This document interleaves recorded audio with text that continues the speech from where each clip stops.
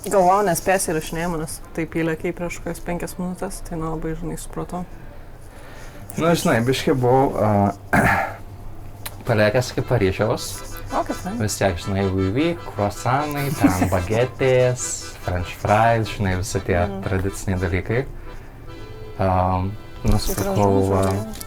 Jo, šiaip on the sale dabar yra, biškai nešioju pats, žinai, bet Vinted kažkokį 100 milijonų planuoju atiduoti. Čia Marija Antonetė nešiojo prieš, su šitai nukirto galvą. Čia realiai jis nebuvo raudonas, jis nustažė po to. Nu, žinai, su krauju ten. Jo. Tai čia kur tiesiog montažninkškai, ne? Jo, ten tiesiog varinėjau po to, tiesiog, žinai, jau ten sendaikčių krautuvėlės. Jo. Tokie buvo antram aukšte labiau, jo, tokie žiauriai graži. Ta prasme, tokie antram aukšte, ten per tokias kovečius reikėjo lipti. Jo. Realiai tai prie pat Louvro, ta prasme, ten visiškai, žinai, nu, realiai tai gal net skaitos kaip Louvras, nežinau. Žiauriai cool, jo. Tai va biškai trumpam čia, žinai, toks biškai. Nu geras, Auliukas, negeras. O ką tu, kol manęs nebuvo nuveikiai? O aš nieko, aš tik, žinai, mane kaip visada, aš biškai iš turo ką tik grįžus biškelį. Problemyčia buvo su grupės nariais šešetugu. Jo. Bet čia viskas gerai, ką žinau.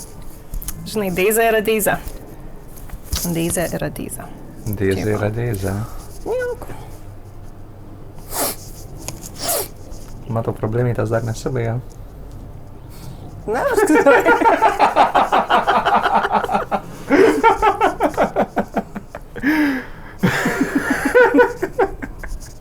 Tikiuosi problemytės nesumaišys epizodo įrašymui. Biškai. Nu, žodžius, kad yra. Tai prilaikyk svarbiausia, aš indekuoju.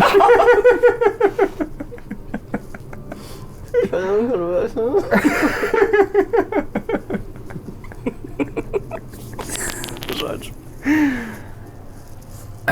Tai va. Nu, bet smagu vis tiek iš savo, žinai, dalykų spėjom. Susėdom. Jo, nu tai vis tiek, žinai. Susėdom ir... Podcastas yra aukščiau visko. Jo. Ir va, Patreoniukam šausim. Ne, Patreoniukam, čia jau pilnas epizodas. Čia pilnas epizodas. Čia 40 jubiliejinis, tai to labiau spėjom.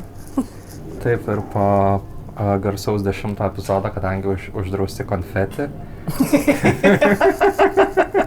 Tai palauksim 50 dabar. Tai turim, kad turim. Ne, tai žinai, vis tiek Halloweenas, tai kaip ir, kam čia tie konfečiai, mes varų turim biškai. Biškai varatinkai čia. O, Jėzus Marija. Čia lipa ant mūsų. Tai žinai, tokie seksi. Tai net ir varatinkai nori to vėrinį pažiūrėti. Jeigu ką domina, tai parašykit kaip jiem. Arba Vintedas, rasit. Karoliukas. Karoliukas Louvro plėšikiksas. Allegedly. Allegedly. Nepagautas, nevagės. Grinai. Jie net nežinos, kur aš. Voratinklyje kažkokia. Tai sveiki. Sveiki atvykę į fermentuotus failus. Halloween edition. 40 epizodo edition. Taip. 2 datos vienu metu. Ir mes šiaip nepaminėjom, kad ir mūsų metai buvo kažkada. Spalio 2. Taip. Ar 4. Gal 4. Tai sveikinimai mums ir jums, mums, kad ištempė metus, jums, kad ištempėt irgi metus klausyti ir žiūrėti mus. Ir jo, tai ką gero šiandien? Tai nieko, šiandien turim kaip visada pasiruošę kitokį biškį formačiuką, ne? Jo. Biškį teminį tokį, kaip matom. Kaip mūsų šitą žvakę sudegins, tai 100%, bet tavo. Kokia galėtų būti tema?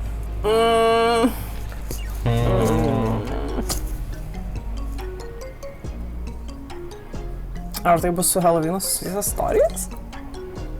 Plemba, gerai čia. Bet, na, žiauriai originaliai. Sumesti.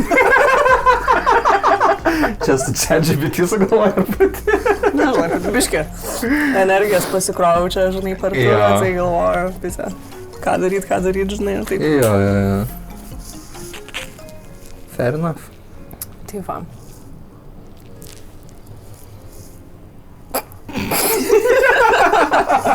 Nu tai gal epizodo formatas ir keičiasi, bet kai kurie kiti dalykai nesikeičia, ne? Prasismaukšt, ar paskel. Arba šauduką galėt, ne?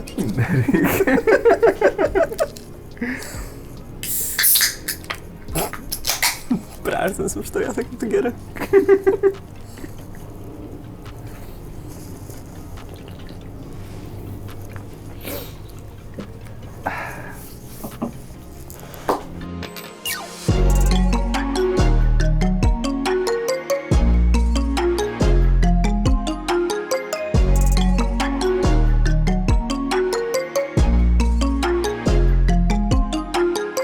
Neišsirinkau dar kurią istoriją pasakosiu pirmą, bet ką tik, kol laukiu, kol atsidarys kompas, jau išsirinkau raliai.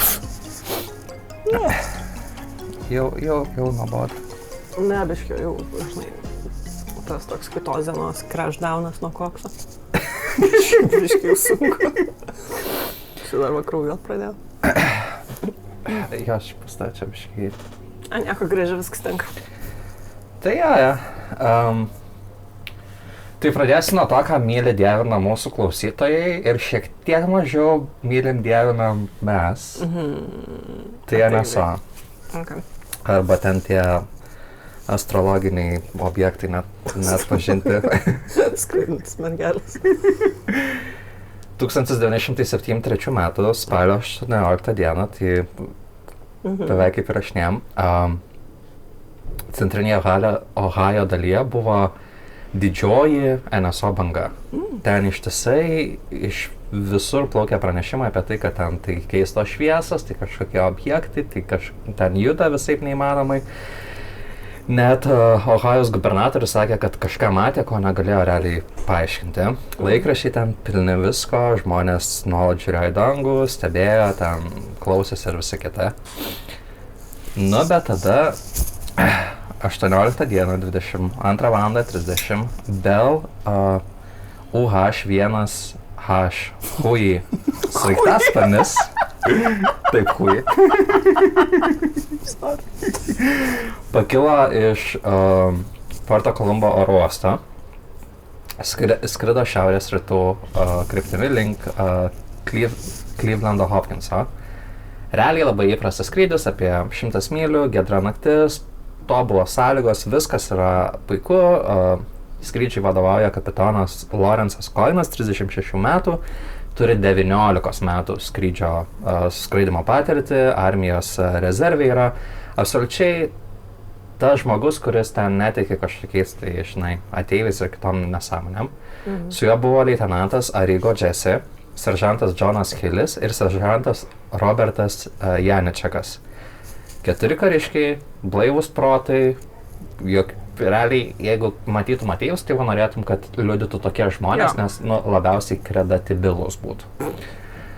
Apie 23 valandą jie skrido 2500 pėdų aukštyje netoli Mansfieldo, kai seržantas Hillis pastebėjo kažką keisto.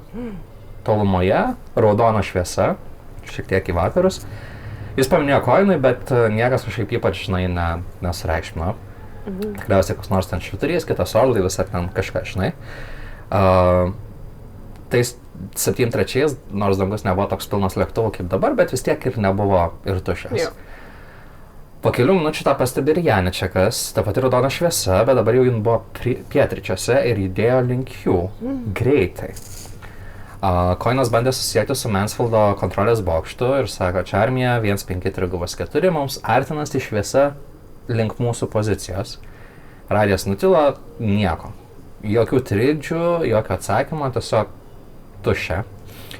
Raudona šviesa artėjo labai greitai. Tai Coinas palenkė svirti sraigtasparnio valdymo į priekį ir pradėjo sraigtasparnis leistis. 500 pėdų per minutę, 1000, žodžiu, pasiekė maksimalų greitį. Ir visai pakeliui nardė, bandydamas išvengti, kad ir kas artėja prie jų. Nu, ir spėk, niekas nepadėjo, nes objektas vis tiek atėjo priartėjo prie jų. Nedėkui. Ir tada jis tiesiog sustojo. Gal 50 pėdų prieš juos, jisai tiesiog sklandė tai virš, tai prieš tą sraigtasparnį.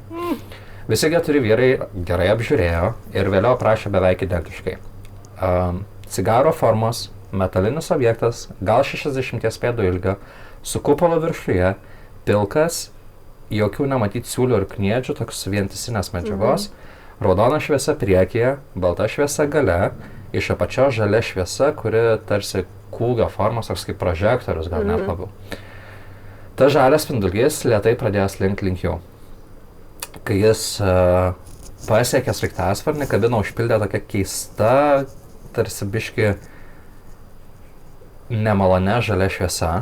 Hillis vėliau sakė, kad jis realiai niekad nėra matęs kaip ir tokios spalvos ir jinai kaip ir arčiausiai yra žalios, bet jinai realiai net nėra žalia. Bet tiesiog neįmanoma įvardinti, kokios jinai yra spalvos.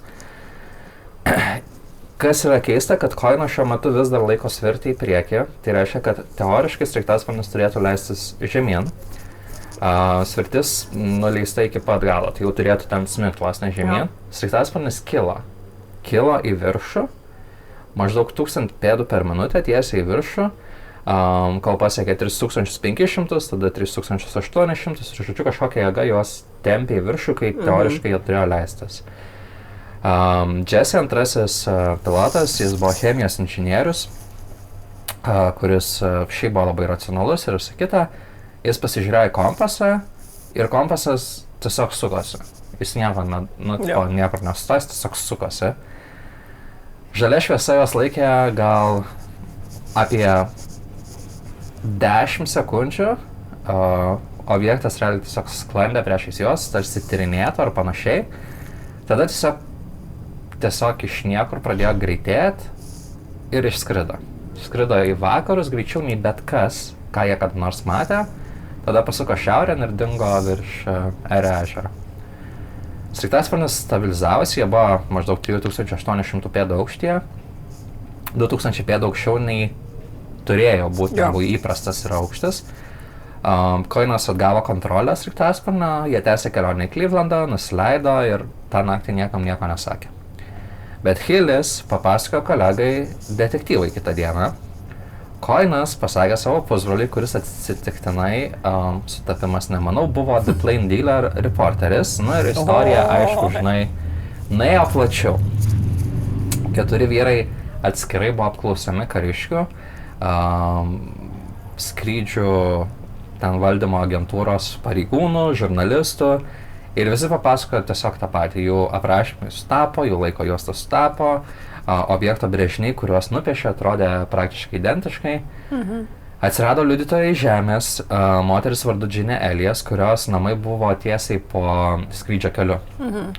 Jin stebėjo viską, jos sūnus buvo įbėgęs į jos kambarį, sakydamas, kad jį užpildė ryškiai žalia šviesa. Jį pažvelgė pro langą ir pamatė sraigtasparnį, pamatė objektą virš jo, pamatė žalią spindulį, realiai viską apšviečiantį. Kita šeima, važiuojant į Ohajo keliu 430, sustojo pažiūrėti, jie aprašė tą patį. Cigaro formas, objektas, žalia šviesa, sraigtasparnis, kuris kyla į viršų. Kariškiai tyrė ir jie nustatė, kad Mansfieldo kontrolės bokštas, su kuriuo bandė susisiekti, neturėjo jokio skambučio įrašo. Juostoje tiesiog buvo visiška tyla. Sraigtasparnio kompasas buvo sudegintas, švelniai tariant, ir jį reikėjo visiškai pakeisti, jo net nebuvo įmanoma niekaip sutvarkyti. Vėliau National Enquirer davė jiems $5000 už mokslinių požiūrių vertingiausią pranešimą apie NSO 1973 metais. Rodas Sellingas ėmė iš jų interviu dokumentiniam filmui. Koinas galiausiai liudija Jungtinėse tautose, sakydamas specialiam politiniam komitetui, kad dėl savo patirties yra visiškai įsitikinęs, kad šitas objektas yra tikras ir kad tokio pobūdžio incidentai turėtų būti plačiau tyriami. Kai kurie skeptikai sakė, kad tai buvo meteoras iš Orionidų lietaus, kuris kaip tik spalio mėnesį ten ir turi savo intensyviausią fazę. Cigaretos formos meteoritas su žalia šviesa? Ir jie nesklando meteoritai. Čia. Jo, bet tai ką tu pasakei. Kiti bandė nukreipdėmėsi, ne tai, kad nukreipdėmėsi, bet labiau rodyti pirštų į operaciją Nickel Gas, kuri tuo metu vyko, tai yra masiškas karinis oro tiltas, kuris vyko iš Wright-Patterson oro pajėgų bazės tuo pačiu metu ir skraidino amuniciją ir ten kitus dalykus į Izraelį per Jom Kipuro karą. Didžiuliai krovininiai lėktuvai, C-141 Starlifteris ar C-5 Galaxys, kurie realiai visą parą ten nuolat šmirinėjo. Gal Koino įgula matė kokį nors eksperimentinį karinį lėktuvą, bet joks lėktuvas netitinka aprašymo. Ir nei vienas negalėjo nei taip sklandyti, nei taip judėti, nei spinduliuoti žalios šviesos, nei ten pripildyti kabiną, nei ten tempt kitos sraigtasparnio į viršų. Tai istorija lieka neatsakyta. Kuo šitą istorija yra geresnė už kažkurią, kur mes turėjome, man atrodo, apie ar ne neso, kad Lawrence'as Cohenas vėliau buvo paaukštintas į majorus, kariuomenė jo nenubaudė, nekvesionavo jo ten proto aiškumo, kažkaip nepaslėpė šitos situacijos, jį paaukštino ir tai rodo, kad jie pažiūrėjo ganėtinai rimtai šitą situaciją. 4 vyrai visą likusį gyvenimą laikosi savo istorijos, niekada kažko nebandė ten nei išpūsti, nei kažką, nei pasipelnyti, išskyrus tą vieną premiją, kurią tiesiog gavo. Ir tiek, istorija lieka iki galo neišaiškinta. Nu, tai aš manau, mes to išaiškinsim, akivaizdžiai ateiviai, akivaizdžiai kažką tyrė, pažiūrėjo, o koks fainas sraigtasparnis, biškį tam paliftepino, kol liftepino nuleido savo ten, žinai, filerius. Padarė lėktuvus. Padarė autopsiją. Sraigtasparnį. Kalbant apie lėktuvus, ar matai šiandien Air Force lėktuvas taip žemai skrido? Kitų paipardai. Va, aš nemačiau, bet aš girdėjau ir mačiau, kad žmonės žiūri į tą pusę, bet aš buvau kaip tik prie didesnio kažkokio pasto, gal prie Veivesto netoli, bet dar, prieš, tipo. Ir išėjau, man atrodo, ar prie Veivesto ar panašiai ir, jau nebebuvo nieko. Aš sėdžiu ant tos sofos, suprantu, kažką šitą lefą ir išgirdau garsą, tipo lėktuvo, ne? Ir aš išgirdau garsą ir paprašyt, tu girdai garsą nuo ten, žinai, gerokai toliau. Aš išgirdau garsą, aš pakeliu galvą ir literaliai yra va čia prie patono, jau beveik užskrenda už namą, aš turėsiu toks, kaip didelis paukštis buvo, toks didelis ir juodas, aš taip what the fuck, žinai. Ir taip pasižiūrėjom, aišku, į flight radarą ir ten yra oro pajėgų ir jie skrido į Tenerifę, bet labai kažkaip ten, žinai, per visas salas manevravo, tai nežinau, gal ieško rusų. Tai gal ir labai žemai skrido. Žiauriai žemai. Žodžiu, nei tam. Tai ką, žinau, atsakėm, ateiviai tikrai 100%. Patinka, kad nors kartą neatleido, nors kartą neišvadino debilais. Tai gal kažkiek ir išvadino, bet nesugriovė karjerą, žinai. Tai tikrai tokia optimistiškesnė, sakyčiau, šitų ateivių istorijų Amerikoje. Viena tokių, Tai tu pradėjai ateivis, tada aš pabaigsiu ateivis, kaip ir galvojau, tai dabar eisim į tikrų žmonių pasaulį. Ir kalbėsime apie tai, kaip tokia Lisa Ann French 1973 metų spalio 31 dieną, būdama 9 metų. Ta prasme, po kelių dienų realiai. Būdama 9 metų išėjo prašinėti saldainių iš kaimynų fondų Lake, Viskonsino valstijoje. Lisa buvo 4-okė, mergaitė skautė, tokia, žinai, o jos kostiumas Halloweenui buvo valkata, kaip suprantu, žinai, buvo tas žodis hobo, kuris buvo kaip benam, dabar man atrodo uždraustas tas žodis, net White Snake, man atrodo, turėjo perrašyti visą dainą, nes negalima sakyti hobo. Bet žodžiu, jinai buvo apsirengus kaip valkata. Tai visa tokia apdruskaliukė. Išėjo viena dėl to, kad turėjo trick-or-treatin su drauge. Bet kadangi tas toksai jautrus 9 metų amžius, tai jos draugė Ana prieš pat ėjimą buvo padėta į namų areštą, nes kažką prisidirbo, žinai, kokį pažymiuką, kokį gal gavo. Tai žodžiu, tai Lisa išėjo vienam, išėjo aš namą apie 5:05 vakaro, sustojo ten prie savo mokytojos namų, žinai, biškį ten pokštas ar saldainis, po to aplankė klasioko namus, ten irgi pokštas ar saldainis. Sulaužė brugilę. Po to aplankė klasioką namus. O galiausiai nuėjo pas vieną iš savo kaimynų, tokį Gerald Miles Turner jaunesnį. Jisai gyveno per 3 duris nuo Lizos namų. Liza paskambino ją duris, pasakė, tai įprasta, žinai, paštas arba saldainas. Jis sako, oi, nu tai gal saldainas. Ir jinai ten jau su tuo krepšeliu saldainam, žinai, eina ir ten priengis darytas, tai jinai ją tą priengį su maišeliu. Ir tada jisai sako, tas Geraldas, oi, tai saldainiai čia kažkur giliau ir įsivilioja į savo miegamai. Nenusteps dėl to, kas įvyko miegamajam. Sakykime, kad seksualinė prievarta buvo visokia Europa. Kiek jam buvo metų? Nu, tai saugas buvo. Ok. Virš 39. To pasakoje, pagal Geraldo parodymus, jis nustojo kvepuoti. Jisai ten tipo bandė atgaivint, žinai, bet nesėkmingai. Tai supratęs, kad nieko nebus. Jisai ką padarė, sukišo nuogą Lizą į vieną rudą šiukšlių maišą, jos visus tuos rūbus į kitą rudą šiukšlių maišą. Nu ir išvežė. Ir maždaug tuo metu, tai žinai, praėjo porą valandų, vis tiek 5:05 jinai išėjo, tai jau kaip ir temsta 9 metų vaikas. Nu tai po poros valandų jau, žinai, tėvai, aišku, alarmas, kur vaiks. Yeah. Tai iš karto, aišku, pranešė policijai, kad dingo vaikas. Nu, žinai, kitokiais atvejais, tai aišku, vaikų iš karto ieško. Tai iš viso ieškojo 3-4 dienas, ten 5000 savanorių, virš 5000 savanorių, žinai, policija, ten visokios kitokios agentūros. Nu ir tada lapkričio 3 dieną toksai fermeris, Taičydos miestelį ar kaimelį, maždaug 5 mylios nuo to jau Fondų Lako, kur jinai gyveno, rado tuos 2 jau apkalbėtus šiukšlių maišelius pievoje, ne? Ir autopsija jau tada daroma, ir autopsija parodė, kad Liza mirė nuo asfiksiacijos ir arba kraujo apytakos sistemos šoko sukelto seksualinės traumas. Geraldas iš pat pradžių jau buvo paskelbtas įtariamuoju, nes, žinai, per 3 duris gyvena. Yeah. Ir taip pat dėl to, kad jinai pažinojo, pasirodo, jinai gerai ten sutarė su jo šeima, jisai turėjo šeimą. Čia yra baisiausia, nes ne tik, kad turėjo šeimą, bet turėjo naujagimį, kurį Liza lankydavo, dėl to jie vienas kitą pažinojo. Tai policija kažkaip, žinai, nu, tipo įtariamas, bet ten tuo metu daug tų įtariamųjų, tai bet vis tiek paėmė iš jo namų pavyzdžius, ten tuos, žinai, visokių pledukų, ten, žinai, šitos fiberius, ten kažką. Nu, ir spėka. Ir tie įrodymai sutapo su įrodymais nuo Lizos rūbų ir kūno. Tai Geraldas, aišku, iš pradžių sako, gerai, darysim poligrafą.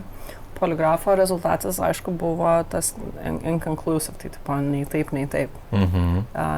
Be išvadų. Bet Geraldas sako, antro aš jau nedarysiu.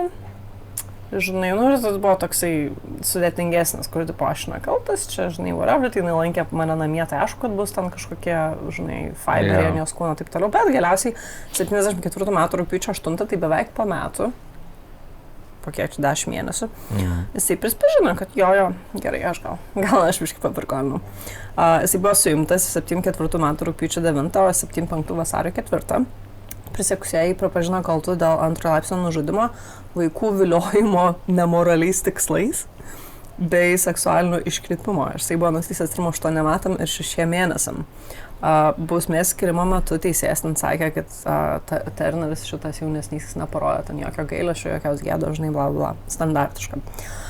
Vėliau Terneris buvo paleistas iš ankstinio paleidimo tvarka 92 metų spalio 13, tai išsidėjęs 17 metų. Yeah. Bet 93 lapkritį vėl grąžino kalėjimą, nes kažkas kalėjime, kai skaičiavo privalomą atlikti bausmę, kad galėtų duoti tą lygtinį palydimą, biškai nesumatematikavo mergaitės matematiką. Jo, biškai padarė klaidelę, tai jisai turėjo grįžti kalėjimuką. Tada gal metus atitarnavo, žinai, vėl jau ta sena parolė įsigaliojo, tada jau jį paleido. 2003 metais pažeidė lygtinio palydimo sąlygas, nes aišku, jo ant parolės iš ankstinio palydimo paleido, bet tiek ten yra ta, žinai, sąlygos lygtinio palydimo. Tai jisai pažeidė 2003-ies, nes jo kompiuterį buvo rasti pornografiniai įkalčiai, nu ir vėl buvo tada išsiųstas į kalėjimą 15,5 metų. Bendrai paėmus, kodėl aš tiek kalbu apie šitą jo kelionę tarp kalėjimo. Tai todėl, kad konkrečiai šitą bylą ir konkrečiai Terneris paskatino Viskonsino 980 straipsnio įstatymą, dar žinoma kaip Ternerio įstatymas, pagal kurį į seksualinį smurtą linkę asmenys, net jeigu yra atitarnavę jiem paskirtą teismo bausmę, jeigu jie tuo metu, kai išeina, yra vis dar laikomi seksualiai pavojingais, tai jie be savo sutikimo gali būti talpinami psichiatrinę ligoninę. Nu tai va, čia toks geras iš to, žinai, išėjo. Pagal vėlyviausius parodymus, tai Turneris vis dar gyvas, dabar jau žiauriai šiaip senas, mačiau fotę. Ir jisai gyvena tokia apsaugotai psichiatriniai ligoniai, nes teisėjai eilininkas vis prašo, kad jį paleistų, bet teisėjai eilinį kartą visiems sako, neseniukai, tu esi nesveikas, tau yra negerai su galva, vis tiek grįžta. O plačiau palikimas, tai, ne plačiau realiai, bet tiesiog paminėtinas faktas, kad bendrai tai jau tam Fondulako miestelį, kai atsitiko šito žmogžudystė, tai pasikeitė Helovyno šventimo sistema, sakykime, ne tik Fondulake, bet ir visam Viskonsine, tai daug apylinkių įveda reikalavimus, kad vaikai gali eiti tai dienos metu, kol šviesų ten daryti, žinai, tų poštas ar spaldainis, sustiprino, kaip tėvai jos turi prižiūrėti. Ir dabar daugumoje vietų netgi yra paskirta diena net ne per patį Helovyną, bet kad vaikai paskutinį sekmadienį prieš Helovyną, ten dienos metu, tai žinau, 12 iki 4, tik tai gali eiti trick or treatinti, o jau per patį Helovyną ne, dėl to, kad pavojinga ir numirs. Okay. Nes kaimynas pedikas nužudys. Tai va.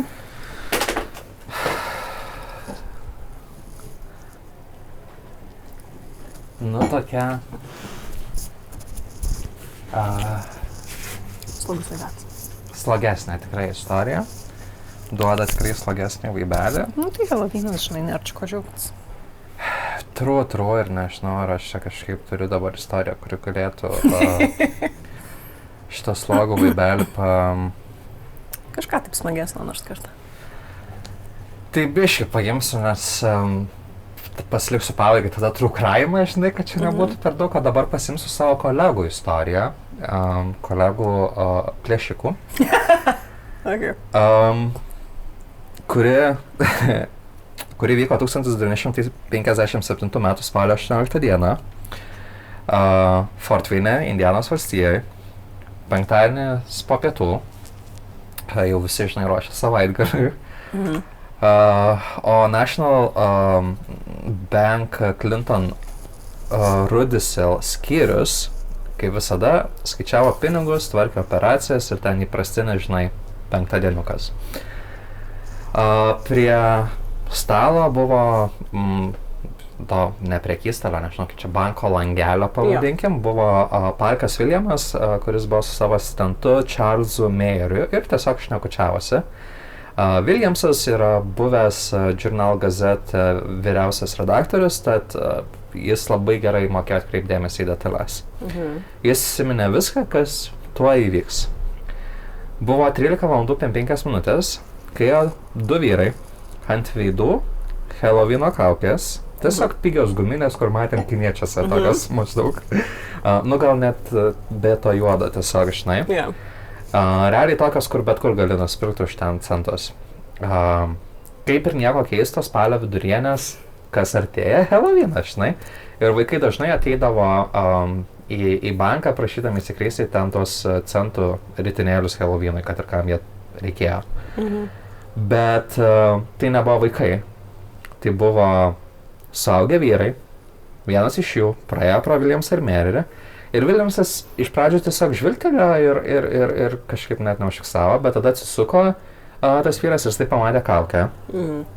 Iš pradžių pagalvojo kažkoks pokštas, nes Helovynas, gal kažkokia ten, pavyzdžiui, kolegos, žinai, kasininko išdaiga, bet tada jis pamatė .5 kalibro pistoletą nukreiptą tiesiai į jį ir vėliau rašė, kad tas ginklo vamzdis atrodė didelis kaip atranka.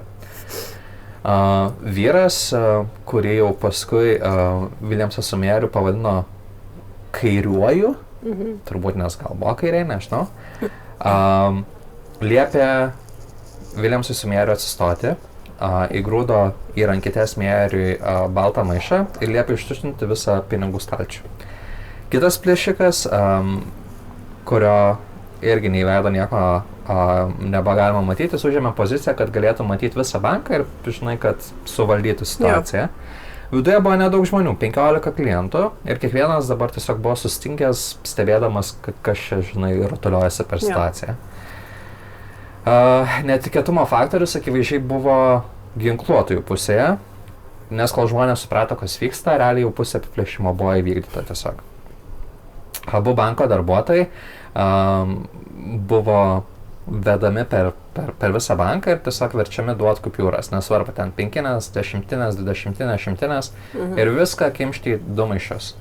Plėšikai buvo labai ramus, profesionalus ir akivaizdu, kad arba jie jau buvo anksčiau tai darę, arba buvo žiauriai gerai viską suplanavę, žinojo, kur tiksliai stovėti, kad galėtų sukontroliuoti patalpą, kad viską matytų, kada ten pajudėti ir visą kitą. Per kelias minutės jie turėjo $50 100, kas atrodo gal ir nedaug, bet tų laikų pinigais pakonvertavusi dabar būtų apie $500,000 šiandieniais doleriais. Ir tada jie išnyko. Tiesiog išėjo pro duris, su maišais rankose ir tiesiog dingo. Policija žiauriai greit sureagavo, padarė blokadas 3, man atrodo, apskritise. Jo, 3 apskritise, ten visokie pareigūnai, šerifai, viskas. Darė blokadas, jie buvo tikri, kad sugaus tos vyrus, nes tai yra 2 žmonės su Helovyno kaukiam, kurie turi dar ir pinigų pilnus maišus. Ir tai yra Indianos valstija vidury dienos, žinai, kaimiškai dar apylinkiai. Blokadas buvo iki 7 val. Vakaro ir tada viskas buvo aišku, kad jie kažkaip prasprūdo, žinai. Tyrimas atskleidė keletą įdomesnių detalių. Tai buvo pirmas apiplėšimas Fort Wayne nuo 1930 metų. Wow. Laikas buvo parinktas labai tiksliai, prieš pat savaitgalį, kai grynųjų atsargos buvo pačios didžiausios. Kaukės reiškia, kad nebuvo jokių naudingų liudytojo prašymų ir nebuvo jokių kitų įrodymų, kaip piršto antspaudai ar ten dar kažkokias tai išskiros whatever, nieko. Parkas Williamsas kitą dieną viską papasakojo laikraščiams, kalbėjo, kaip viskas buvo surrealistiška, kaip kad ginklo vamzdis atrodė šį kartą kaip net Sputnikas, kuris prieš kelias dienas buvo paleistas į orbitą ir visi kalbėjo apie jį. Ir kad tas Sputnikas realiai buvo nereikšmingas palyginus į .5 kalibro pistoletą. Policija turėjo teorijų. Iš dalies manė, kad galbūt tai vidinis, žinai, darbas. Plėšikai tiesiog per daug viską žinojo apie banko grafiką, kaip ten viskas banke vyksta ir panašiai. Kiti tikėjo, kad jie pabėgo į Čikagą, galbūt į kirto valstijos ribą ir ten į Ohają, Mičigano pusę. Savaitės realiai plaukė, 10 įtariamųjų buvo apklausta ir dienos pabaigoje niekas nebuvo suimtas, nei vienas žmogus, $50,000, dabar apie pusę lemo, niekada nebuvo atgauti. 2 vyrai tiesiog įvykdė tobulą nusikaltimą vidury baltos dienos ir išnyko. Kaukės yra dalykas, kurį žmonės įsiminė, ne tai, kad kokios konkrečiai, bet kaip konceptą, nes 7 metais dėvėti Helovyno kaukę plėšiant banką vis dar buvo naujovė. Dabar tai jau mes matėm Money Heist ir, žinai, ir kitus, bet tuo metu tai nebuvo Hollywoodo klišė. Ir šie plėšikai suprato, kai ką svarbaus. Spalio vidury kaukė buvo ne tik maskuotė, ji buvo kamufliažas. Žmonės neatkreipė dėmesio, nes tai yra Helovyno mėnesis. Ir būti su Helovyno kaukė yra visiškai normalu. Ir iki šiol mes nežinom, ar jie buvo vietiniai, ar jie tiesiog išėjo iš banko, nusėmė kaukės ir tiesiog gyveno savo gyvenimą išliesto, leisdami tos pinigėlius per daugelį metų. Ar jie kažkur iš išorės, gal jie tiesiog išvažiavo ir jų nepagavo. Bet kažkur 7 metais buvo įvykdytas tobulas nusikaltimas. Ir neišaiškintas iki šiol. Aš noriu pasakyti, aš visą laiką labai didžiuojuosi plėšikais, kurie paskui yra nesugaunami, nes žinai ką, tu perini per tiek, žinai, problemų. Čia ta sąlyga gal žmonės pasako, kad jeigu nieko nenužudai, žinai. Jeigu biškai sužaloji, nes veikia, tai poka, žinai. Bet va tokiais, kur tiesiog įeina, žinai, viskas puikiai suplanuota arba profai, viskas pakaveninta, naujas konceptas kaukė ir tada, žinai, laisvi, gyventi savo gyvenimus, leis pinigėlius, aš labai palaikau, aš labai didžiuojuosi. Džiugina. Džiugu, kad palaikai mano kolegas, mano profesijos kolegas. Ir, ne, aš pritariu. net ir šitas Louvre dalykas, jau dabar ten, žinai, yra teorijų, kad ten gal to filmo Now You See Me, ten 3 dalies vos nereklamuoja. Tiksliai. Ar ten, nes, ar kelinta čia 4, gal nežinau, kažkuri dalis tenai tipo išeina, ar ten dar kažkas, bet dienos pabaigoje, nu, tai yra grožio visą šitą, žinai. Jie tiesiog tiek šiti, kuriuos pasakau, tiek tie, kurie Louvre apiplėšė, jie taip tiesiog yra žavesio tame. Ta prasme, įdomu iš tos, žinai, mūsų, sakykime, podcasto pusės būtų sužinoti. Jeigu jūs klausot, tai mes galim pakalbinti jūs podcastui, neatskleidžiant jūsų tapatybių. Nes mes jis mylim ir palaikom. Jo. Oui. Tai šitas iš mūsų podcastų pusės kaip ir būtų įdomu sužinoti viską, kaip ten kas, bet iš kitos pusės ir dar jie buvo neapdrausti, kaip suprantu, tie juvelyriniai dirbiniai, tai ta prasme, jeigu niekada nepagaus, tikiuosi, kad niekada nepagaus, nes jų gau. Nes tiek kiaušus reikia turėti tiesiog pasakyti, jo, žinai ką, pisam į Louvre, ta prasme, į Louvre, iš visų pasaulio vietų, į Louvre. Man čia yra big dick energy. Čia yra so big dick energy. Man yra nesuvokiama, kaip tu gali, pirmas dalykas, nu gerai, aš suprantu, kaip tu gali pasistatyti kopėčias į 2 aukštą, nes mes matom net ir atėję lietuviai kažkokie, kur daro ten tos video, kur užsideda liemenės ir patenka į vietą, žinai. Jo. Tai žmonės, nu, turi tą blindness, pavadinkim. Bet kaip tie dalykai nebuvo saugomi ir nebuvo kamerų ir jos turėjo, bet tai gal ten senovinė saga, tai nebuvo. Man tiesiog yra, aš noriu žinoti jų planą, visas detalės ir kaip viskas vyko. Nu, iš žavesio realiai. Taip, nes kai tu galvoji apie Louvre, tai galvoji, žinai, tie infrarediniai, žinai, lazeriukai, tipo, ir tau nardyti pro jos reikia. Čia, tu sakai, žinai, parka patukės pasiėmė, davai. Nu, labai patinka, labai džiugina, bet also geras darbas šitiem vyram iš 5-7, labai naujas konceptas įvestas, trendsetteriai, tobulą. Taip. Tikrai labai gerai. Nu tai gerai, tavo sakai, paskutinis bus true crime'as, ne? Jo. Tai tada man reikia biškį pasikeisti ir paskutinis daryti ateivius. Tai neturi keisti. Ne, turiu. Gerai. 1981 Helovyno naktis. Manhattanas. Ta naktį viename bute Čelsio rajone 2 žmonės žuvo taip, kad apie juos dar ilgai kalbėsime sulaikę kvapą. Labai dramatiška buvo. Šiandien eksperimentavau su skripto rašymu, tai šitas toksai biškį dramatiškesnis. Okay. Šių žmonių vardai buvo Ronaldas Sismanas ir Elizabeth Platzman. Jisai buvo fotografas, o ji koledžo studentė. Sumušti, nušauti egzekucijos stiliumi ir palikti nusiaubtame bute Helovyno naktį. Ir jei tai iš savęs neverčia šiurpti, šnibždesiai, jog ši istorija susijusi su Davidu Berkovicu, pačiu Semo sūnumi, tikrai privers. Baig juoktis, čia labai rimta viskai. Šiandien keliausime į tą... Tu net nematai rašėko. Matau iš akių, aš labai gerai skaitau vertus. Nu dabar nesiekiu. Dabar jau nepikintu. Dabar jau. Tai gerai, šiandien keliausime... Nu, nevok mano. Šiandien keliausime į tą butą ir pakalbėsime apie po nusikaltimo sekusius gandus bei konspiraciją, kuri vos neprarijo tiesos. Taip ir minėjau, 1981 m. spalio 31 diena. Ronaldo Sismano butas vakarų 22 gatvėje Čelsyje, tipinis Manhattano rausvojo smiltakmenio pastatas. Viduje silpnas cigarečių tvaikas ir fotoaparato mygtuko klaksėjimas. Sismanas, kaip jau minėjau, buvo fotografas, gal ir neplačiai žinomas, bet jiems sekėsi neblogai. Jisai buvo žinomas kaip ekstravertas, kartais šiek tiek mėgstantis pasirodyti, bet iš esmės geras ir kartais netgi gal per daug patiklus.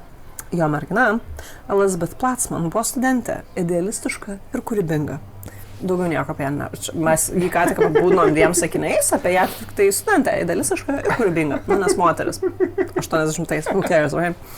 tą savaitgalį ji lankėsi jo namuose, kur jie drauge ketino praleisti Helovyną.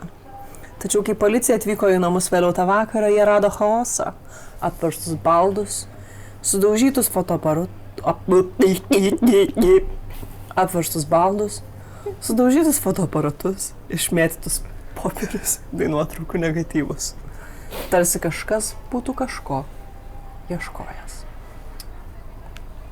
Abi aukos buvo stipriai sumuštos, o po to nušautos į pakaušius egzekucijos stiliumi. Jokių svežimo žymių, jokių savigino žaizdų.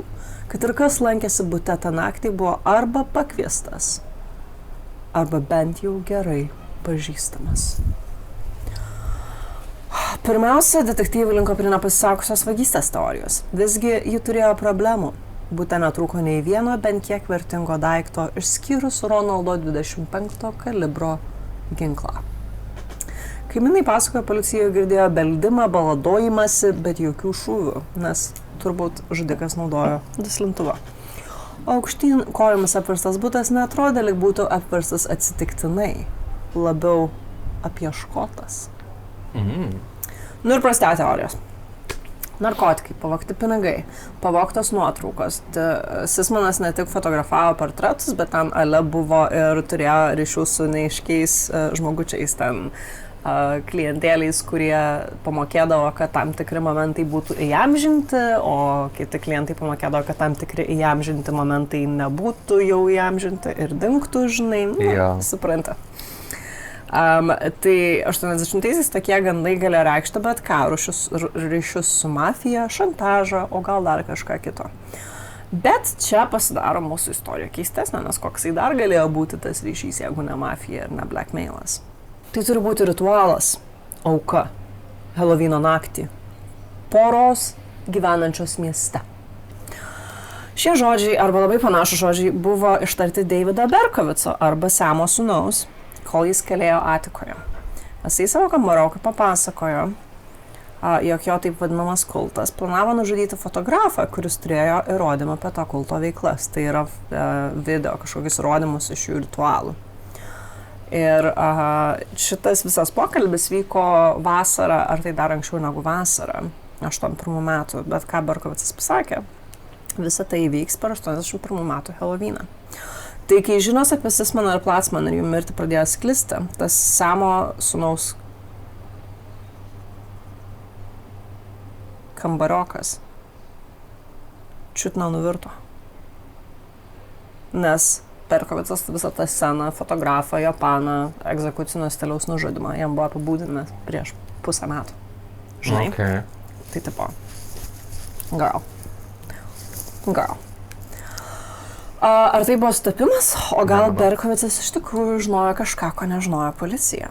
Ar tai buvo kažkas, ką jie palaidojo po New Yorko seniausią konspiraciją, šėtonišką 1980 metų paniką?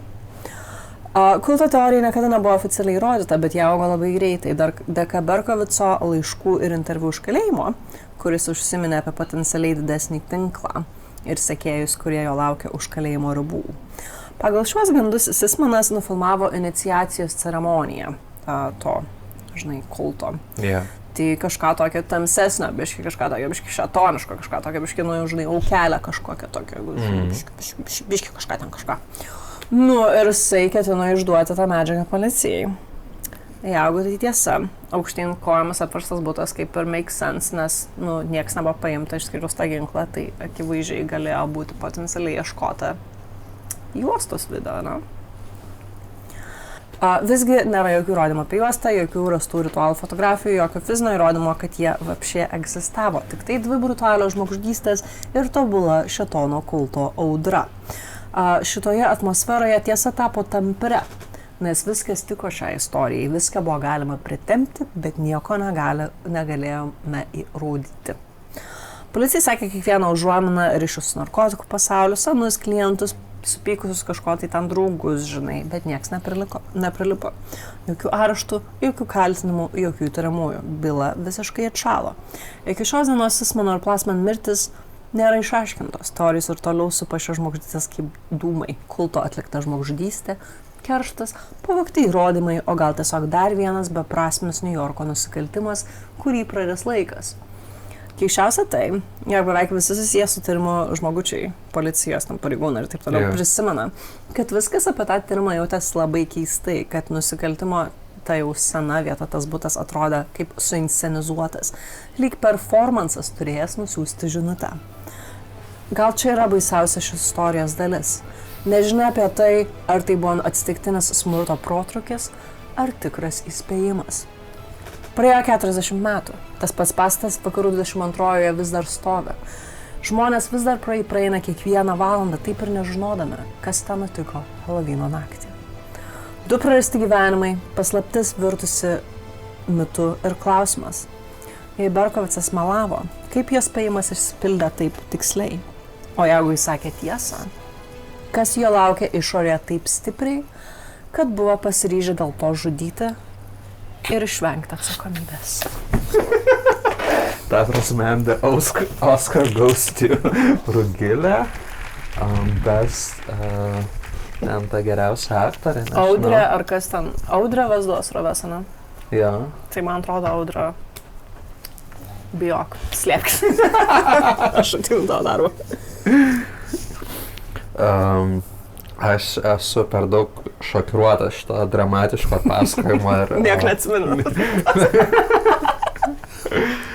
Pusę pasakojimo žiūrėjau, kad nenukristų mūsų voratininkai tiesiog, nes jie čia pasileido plaukus. Ne, šiaip tai šito istorijoje įdomiausia dalis ir yra tas, kad what do you mean jisai pasakė prieš pusmetį ir paskui tai įvyko. Tai, čia vėlgi, bet dienos pabaigoje, žinai, viskas yra labai aišku, tai akivaizdžiai buvo sataniškas kultas, tai tiesiog jisai, jis buvo suplanavęs, tai buvo premedituota žmogžudystė, kas jau ten padarė, tas padarė, žinai, ten turbūt kokie nors kulto pakalkė ar whatever. Ir viskas, uždarom bylą. Ok, fair. Ne, prašau. Nikštukų policija atvažiavo. Matau, manęs ieško. Bet nikštukėlų policija. Ką aš noriu pasakyti? Gerai, bet jeigu jis iš anksto žino, kad nužudysies per Heloviną, tai ta teorija apie ritualo įrašą, kurį jisai norėjo priduoti policijai, kaip ir nelogiška, nes jisai tai nelauks 3 mėnesius, kad priduoti policijai, žinai, tai kodėl jie lauks iki Helovino, kad jį nužudytų ir surasta juostą. Tai nebent buvo kažkokia kita priežastis. Arba kambariokas pusoprotaris tam kokias porą dienų prieš, žinai, pasakė. Jo. Žodžiu, nesvarbu, važiuojam toliau. Gerai, važiuojam toliau, o manau, kad reikia tęsti žmogžudysčių streiką. Tiesiog man to žodžio prasme. Slėinti toliau, taip sakant. Skersti. Ir persikelti į 1957 metus, šiaip neatsimenu, kada tavo buvo. Mano tai 81, bet tavo prieš tai buvo 57. Man atrodo, kažkur čia buvo. Tikrai? Jo. Taip sakėjau. Taip. Tai perskeliam, pagalvojau, kad kažkoks vabalas eina sieną, kur ten sienos tas... Aha, jo, aš vien žiūriu. Nes taip už monitoriaus tiesiai, žinai. Taip, 57 metais biški po banko apiplėšimo, biški kitur San Vale, Los Andžele, Helovino naktis. Mėgamasis rajonas yra akivaizdžiai ne tas miestas, kur vyko tavo ta kita istorija, tai jie Helovino šventė tą dieną, kai vyko Helovinas. Vaikai vaikščioja vakare su saldainių maišais, visur ten, žinai, ant terasėlių, verandėlių moliūgėliai išskaptuoti. Kiekvienas skambutis pasitinkamas saldainis ar pokštas, ar kad ir kaip tai reikėtų versti į lietuvių kalbą.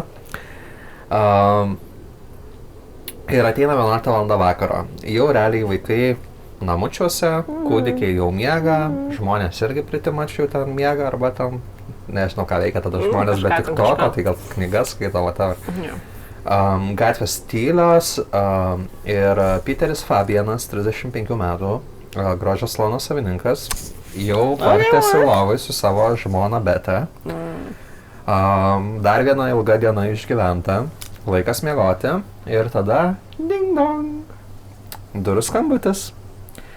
Peteris atsikėlė, nuėjo laiptai žemyn, pasiėmė saldainių dubenį, kur ten dar likė kažkiek tų saldainių, žinai, gal koks nors tiesiog vaikas biškė pelėda labiau, žinai. Toks jo biškė, žinai. Jis atidarė duris ir sako taip, ir tada Betė išgirsta iš viršaus žemą, keistą, kitą balsą. Neaišku, ką pasako, bet Peteris ir sako, ar ne per vėlu tam. Tada, bum. Garsas, kur iš pradžio neaišku, ne fejerverkas, ne automobilio kažkoks tai užvedimas. Piu, piu, piu, piu, piu, piu, piu, piu, piu, piu. Betės dukra ir Peterio Džiudė išbėga iš kambario, jos abidvi su mama Betė nubėga žemyn ir ten prie durų kraujo baloj guli Peteris. Dar gyvas, bet toks sau. Krūtinėje skylė, kraujas ten su kiekvienu širdies tuo, žinai, varo normaliai.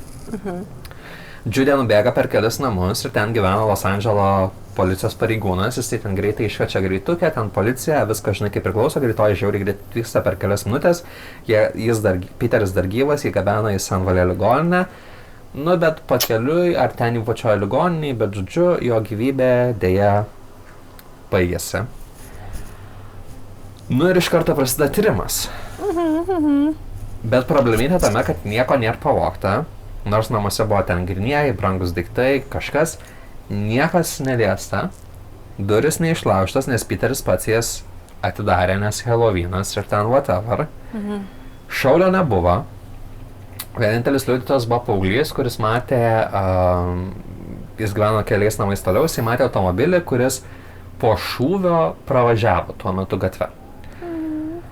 Jokių kulkų, ten tų tutelių, pirštams spaudų, nieko. Niekas netkreipė dėmesio į žmogų su kauke, nes surprise, Halloweenas. Ir pirmoji teorija buvo, kad galbūt mafijos kažkoks susidorojimas. Jis ten lyg ir kažkada praeitie turėjo kažkokių biškių nusikaltimų su lažybų ten organizavimu ar tai, žinai, modifikavimu. Suktis reikia. Bet toks, jis nebuvo kriminalinio pasaulio žmogus. Jis buvo šiaip verslininkas, jis turėjo su Bete kartu 2 gražias salonus, jie buvo bendruomeniai gerbiami žmonės, nu ir žinai, kas norėtų nužudyti tokį asmenį. Savaitės ėjo, tyrimas realiai aklavietėj ir tada įvyksta prasilaužimas. Policija pasikalba su John Rebel, 40-metė fotografė, kurie anksčiau dirbo Peterio salone. Jis sakė, buvusi namie, kai jis buvo nužudytas, bet detektyvai sužino, kad jin tą vakarą buvo pasiskolinusi automobilį ir rodė, kad nuvažiavo 3-7 myliom daugiau, negu jinai sakė. Jin sakė, kad nuvažiavo 4 mylias, bet iš tikrųjų 41. Kaimynai Fabijonų rajone sakė, kad matė automobilį panašų į Margaretos. Tai čia iš tos, kurios paskolino, buvo Margareta Barnett. Policijos ekspertai rado smėlį automobilyje, kuris buvo panašus į dirvą, kuri buvo netoli Peterio namų. Tada policija kalbino Betę, našlę, apie Joan ir Betė prisipažino, kai ką, ko tais laikais niekas nenorėjo sakyti. Betė ir Joan turėjo santykius. Ne tik draugystė, ne ten kovotės ir blowoutos, žinai, draugytės. Nu, va jau gal. Jo. Kažkurio metu Peterio ir Betė santuoka biški buvo nestabili ir Betė išsikėlė, gyveno tuo metu su Joan. Nu, bet tada su Peteriu susitaikė, ten jis sakė, aš būsiu kitos, aš pasikeisiu ir, žinai, ir panašiai. Ir Peteris sakė Betė, kad, nu, tu turi su Joan, žinai, viską užbaigti. Ir Betė sako, okei, sene, let's do that, žinai. Jeigu tu pasikeitė, tai, žinai. Nu ir čia jau išlenda Joan motyvas. Ji prarado Betę, prarado šansą būti su ją bet kokią realiai formą. Ir Peteris buvo tas, kuris stovėjo jų meilės kelyje. Bet Joan nepaspaudė gaiduko. Jinai to nepadarė. Po kelių dienų buvo suimta kita moteris. Beta. Goldainė Pfizer. Goldainė. Goldinė. Jeigu taip skaitant tik tas. Auksinė. Kem 3 metų jin buvo ligoniniai sekretorė. Irgi su Beta davęs? Ne. Ir jinai sako, aš paspaudžiau gaiduką. Bet aš paspaudžiau gaiduką todėl, kad Joan mane įkalbėjo paspausti gaiduką. Ir Goldainė papasakojo istoriją. Maždaug prieš metus jis pažino su Joan, jas tapo draugytėm, abi dvi vienišos, bendros kavos, bendri pasivaikščiojimai, tai kalbėdavos ten, žinai. Jo, kūnų kalba. Jo. Nu ir per tos pokalbius Joan pradėjo pasakoti apie Peterį. Ir kaip jis ten buvo blogas žmogus, kaip jis įmušė betę, kaip jis įplatino narkotikus, kaip jis realiai buvo blogio simbolis, šėtono įsikūnymas. Ir sakė, kad realiai Peteris grasino jai ir kad kišosi jo santykius su betė ir kad grasino ją sužaloti ir žodžiu. Goldainė iš pradžių sakė, žinai, Saks. ne mano pupas, ne mano ten kažkas. Ne mano cirkas, ne mano bežionės. Jo. Ji niekad kažkaip nebuvo linkusi į žmogžudystės. Nu, taip. Bet Joan vis, žinai, savaitę po savaitės, mėnesis po mėnesio ir 3 mėnesius tiesiog kalbėjo realiai vien apie Peterį Fabianą. Palik jie tiesiog Goldyną. Tikrai gali geriau. Būtent, bet. Iš pradžių buvo kalbas, tada tapo planu. Rugsėjo 21 Goldainė nusipirko 38 kalibro revolverį. Ginklų parduotuvėje Pasadenoje. Pasakė, kad realiai nori, žinai, namus apsisaugoti. Po kelių dienų Joan nuvežė ją pasiimti jau to ginklo. Jame buvo 2 šoviniai, Joan sumokėjo už ginklą, Goldainė saugojo ginklą. Helovynas realiai buvo pasirinktas kaip idealus laikas. Ta naktį normalu dėvėti kaukės, kaip mes dabar. Ir niekas realiai neatkreips dėmesio, kad tu, žinai, esi su kauke. Joan išrinko rūbus, tai buvo mėlyni džinsai, raudonas pirštinas, haki striukė, grimas, akių kaukė, įdėjo ginklą į popierinį maišelį, kaip kad realiai vaikas neštųsi savo saldainius. Joan pasiskolino automobilį, jos nuvažiavo kartu link Fabianų namų, prisiparkavo, palaukė, kol užgeso šviesos, tada išėjo, Goldainė tik tai, paskambino prie durų, Peteris atėjo, jį iškėlė ginklą abiem rankom ir piu! Nubėgo atgal automobilį, Joan vairavo, jis grįžo į Hollywoodo pusę, paliko automobilį ant gatvės prie Margaretos namų. Prieš išsiskiriant, Joan pabučiavo Goldainą ir pasakė ačiū. Tada sakė, pamiršk, kad mane kada nors pažinojai.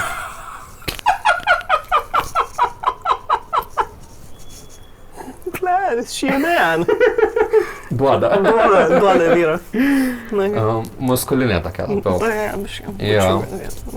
Nu ir ką, ir jos įsiskyrė, tiesiog išėjo skirtingom pusėm.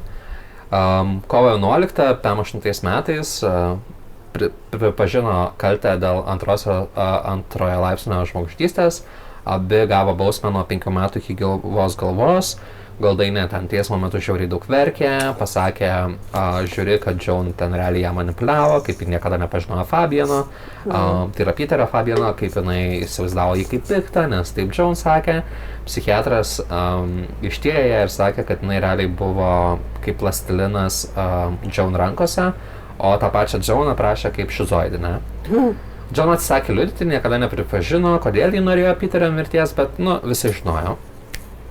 Žiniasklaida tuo metu užuominomis kalbėjo apie Joan orientaciją, nes 57 metais, tai nebuvo, kad labai žinai atvirai kalbama, tai labiau buvo tam tikri ženklai ir kodai, iš kurių ten buvo suprantama, nes tuo metu homoseksualumas buvo nelegalus. O tai nebuvo psichinė liga dar vis dar tais laikais? Akivaizdžiai nenustatė jai, bet šiaip jo. Manau, kad dar turėjo. Man atrodo, kad gana vėlai, anyway, nesvarbu. Jo, šiaip labai, nežinau, tikslių metų, kur ten jau pasikeitė tas, bet šiaip, vėlai, tai 57 tikrai galėjo būti. Tai galbūt dėl to, kad, žinai, nepripažintų ar panašiai, Joan priėmė ten tą susitarimo dalyką, nes kitaip teismas turbūt būtų viską, žinai, paviešinęs. 5 metų bausmė už šaltakraujišką iš anksto suplanuotą žmogžudystę daugeliui atrodė kaip juokingas nuosprendis, ir dienos pabaigoje ir yra juokingas nuosprendis. Kažkada apie 70-osius Goldainė buvo paleista, liko Los Andžele, 98-ais sulaukusi 83 metų mirė, o apie rebelę Joanę mes beveik nieko nežinom. Manoma, kad jin buvo paleista panašiu metu, bet tiesiog nėra jokių įrašų. Pasikeitė varduką. Greičiausiai. Betė pardavė grožio saloną, ištekėjo dar kartą šiam 6 metais. Vėl už vyrą? Taip.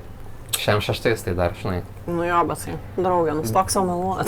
Gal ten biški ir su, žinai, Galim suprast ant abiejų supyną, Jo. pirmas dalykas, antras dalykas, galim sudžiaun ten, kai jinai išėjo, jau, žinai, ten kažką fitimyti biški. Gal tiesiog levandenė. Jo. Okay, Jin mirė 99 metais, sulaukus 81 metų ir byla oficialiai uždaryta.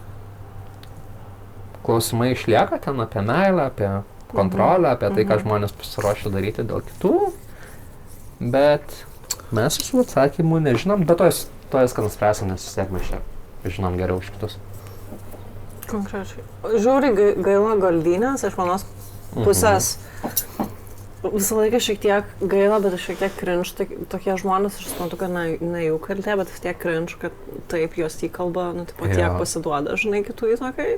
Bet iš kitos pusės jinai tokius tolius. Ir tada rebeliai sako, Pamiršau. nu bent jau pasakė, kad gausnas, bet tai wow. Čia yra belekas. Žiauriai įdomi istorija, tikrai nesitikėjau twisto. Galvojau, bus čia mafijozai kažką, žinai, piu-piu-piuas. O, antra moteris. O, ir jinai nebuvo jo moteris. Labai. Žiauriai patiko. Žiauriai džiugina. Tikrai labai įdomi istorija. Na, žinau, ką daugiau pasakyti. Nieko nepasakyk. Jau baigęs mūsų istorijos? Ne, tu dar turėtum turėti vieną. Bet galiu jau nepasakoti. Ne, pasakok. Pasigailėsi. Turėsiu košmarus po šitas istorijas. Aš tikiuosi. Gerai. Gerai, mes grįžom iškirpę Karolio sapną. Jo. Grįžtame į paskutinį istoriją, kuri prasideda Staten Islande, New York valstijoje, 1972 metų Helovyną. 6-metis bernukas tą Helovyno vakarą vaikščiojo, žinai, po kaimynų namus ir triko ir trytino apsirengęs piratu. Nu ir jau po to ten, žinai, pilno tokio jaudinančio vakaro ir saldainių mama jį paguldė į lovą apie 9 vakaro. Čia jo istorija pasidaro šiek tiek įdomesnė. Viskas, ką šitas bernukas prisimena po to, kai mama paguldė į lovą po Helovyno nakties. Yra zvimbiantis garsas, ryški šviesa, krentanti pro langą, o tada judesiai.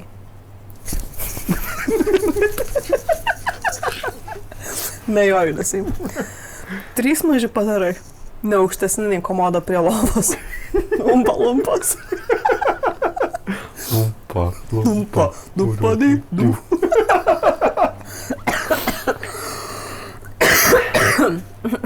3 maži padarai, ne aukštesni nei komoda prie lovos, stovintas šalia jo. Jų galvos didelis ir blizgios. Jų kūnai bronzos spalvos. Bet palauk. Įdegęs. Bet vietoj didelių įprastų ateivių akių jie turėjo mandibulės. Kas yra mandibulės? Skruzdžių veidai.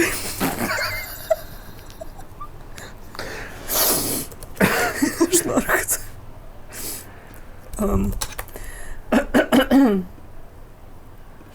Va, ateivių galas atrodo taip. Arba taip, kaip šiaip cute, ne? Tokie kaip tas ateivis, kur visą laiką kovoja su tuo kitu ateiviu. Žodžiu.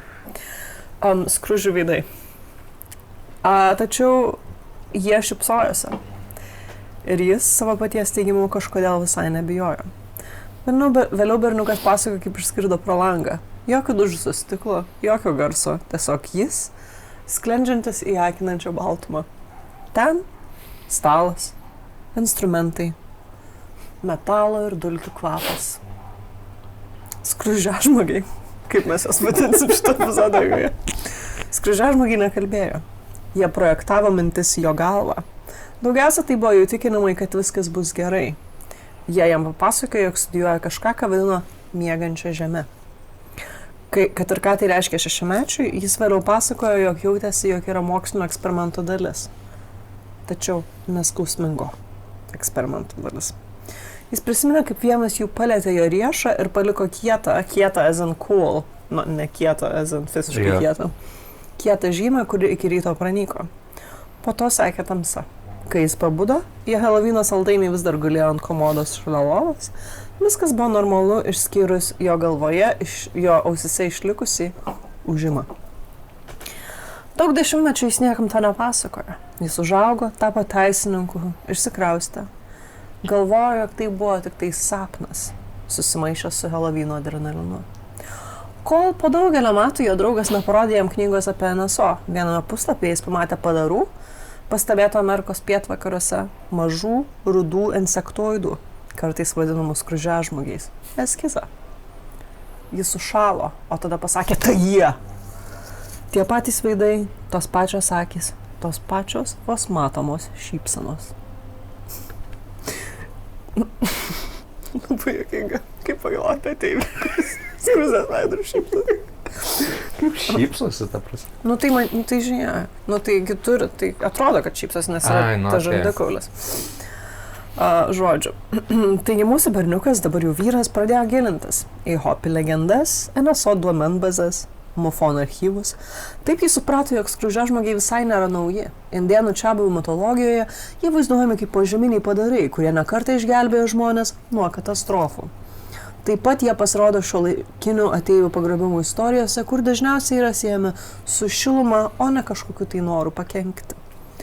Hopi istorijose skružiažmogiai gyveno po žeme ir jų darbas buvo vesti žmonės per pasaulius. Tam tikra prasme ciklinė civilizacija, kuri žinai man labai patinka, ale skružiažmogiai visą laiką buvo ir tiesiog kiekvieną civilizaciją vesdavo. Jie buvo mokytojai ir saugotojai, kai kurie sako, jog jie sugrįžta vėl ir vėl prieš įvykstant katastrofams. Tai tikiuosi jau greit grįž. Nu tai turimgi neseniai raportą apie jos, tai manau, kad grįž. Beje, Staten Islande 75 metais vaikai turėjo savo pačių metą apie tunelius, apleistus kariuomenės, bunkerius, kuriuose vietiniai vaikai prisiekė matantys keistas šviesas. Nu tai ten, aišku, gyveno skružiažmogiai. Ar tai buvo vaizduoti, o gal vietinės legendos tiesiog atvaizdavo kažką realaus, bet daug senesnio. Berniukui, kuris pasakojo šią istoriją, šis ryšys su skružiažmogiais buvo asmeninis, senovinis. Jis sako, jog kontaktas su skružiažmogiais nesijautė kaip kontaktas su ateiviais, kažkuo futuristišku. Labiau kaip kažkas, kas visuomet buvo čia, su mumis. Be abejo, yra ir kiti požiūrio kampai. Miego paralyžius, hipnagoginė haliucinacija, smegenų veiklos, visokios ir panašiai. Visi šie dalykai gali sukelti jausmus, jog matai šviesas arba plūduriuoja erdvėje. Ir jeigu gerai pagalvoji, turi Helovyną, turi mažą vaiką, turi jaudulį, turi cukrų ir saldainių. Turi nuovargį. Pusiau miegantis vaikas gali sukurti visą cinematinį pasaulį savo galvoje, kuris jau susitikro. Visgi, net ir po tiek daug metų jis tikina, jog prisimena kiekvieną detalę. Šypsenas, ūžimą, jausmą, jog buvo švelniai stebimas. Jis sako, jog tai nepaliko traumos, tik susidomėjimą. Ir tai yra, kas išskiria šią istoriją. Ji neparemta baime, netgi priešingai. Tai lik apsilankimas, aplankimas, o ne pagrobimas. Tai ką mes galime daryti su šitokia istorija? Jokių įrodymų, jokio vardo, jokio tyrimo. Tik vieno žmogaus neišnykstantis prisiminimai apie naktį, kai atėjo skružiažmogiai. Skeptikai tai vadins netikrais prisiminimais arba miego sutrikimais. Tikėtojai tai vadins tikru kontaktu. Bet kuriuo atveju šios istorijos simbolizmas galingas. Labiausiai pražiūrėti žemės gyventojai šioje istorijoje pavirtę aukštesnio intelekto būtybėmis. Čia mes apie skruzdėles, ne apie vaikus. Paliks tave su šitą mintį. Kiekvienoje mito versijoje skružiažmogiai nebando mūsų pavergti ar žudyti. Jie tik mus stebi, laukia. Galbūt laukia, kol būsime pažengę pakankamai, jog juos suprastume.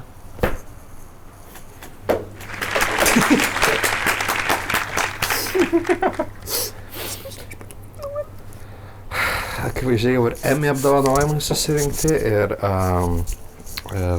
šitie auksiniai gaubliai ir BAFTA ir sidabrinė ir auksinė gervė ir auksinis scenos kryžius. O kaip avietė? Ne, vietės ne. Gailestauju ne šiais metais. Aš mėgstu vietą. Ne už šį pasirodymą dėja. Galbūt pasistenk blogiau kitais metais. šį pasirodymą. Gerai. Važiuojam.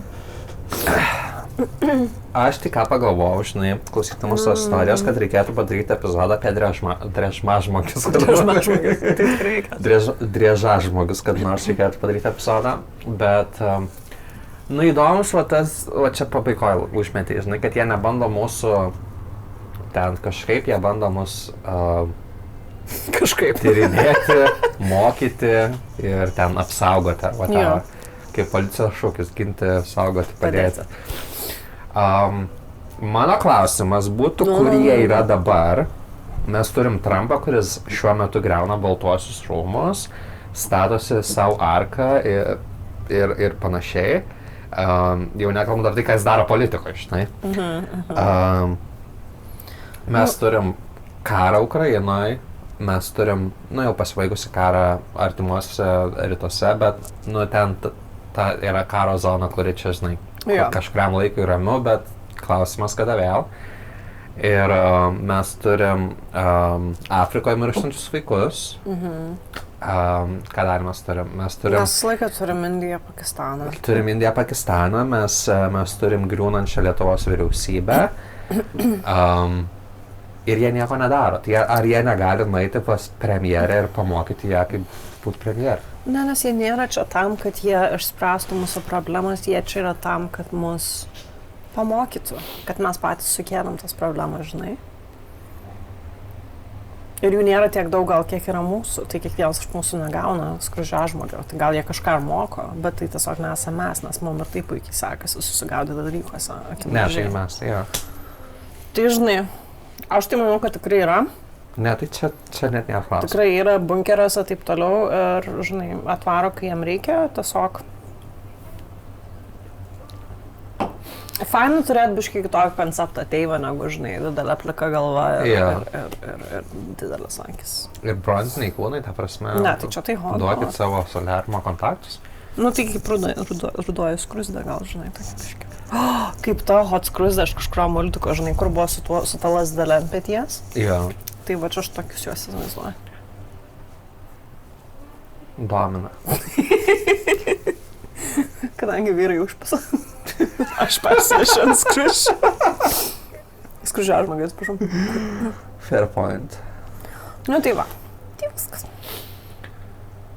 Tai ačiū tau. Ačiū tau. Ačiū tau. Ačiū tau. Ačiū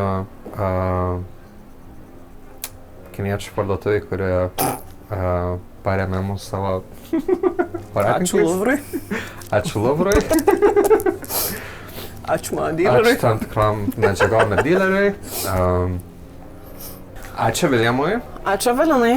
Ir ačiū Reinaldui. Mūsų naujausias Patreonas.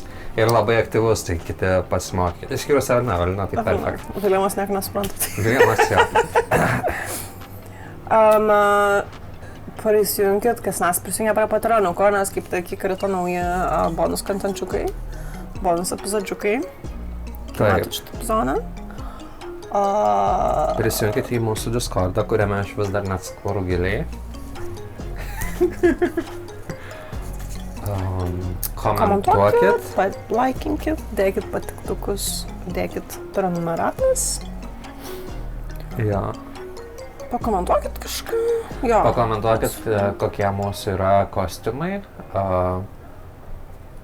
jeigu dar neaišku. Pakomentuokit, kokie bus jūsų kostiumai per Halloweeną, nes kaip tik Halloweenas gal rytoj ar ten. Porą dienų likę, man atrodo. Ar porą dienų. Tai atsiųskit nuotraukų, kaip atrodo per Halloweeną. Jo. Ir ką? Ir viskas? Čia scary muzika. Ir mes dabar išplaukiam tiesiog. Kaip atėjai. Jo, bye! Bye!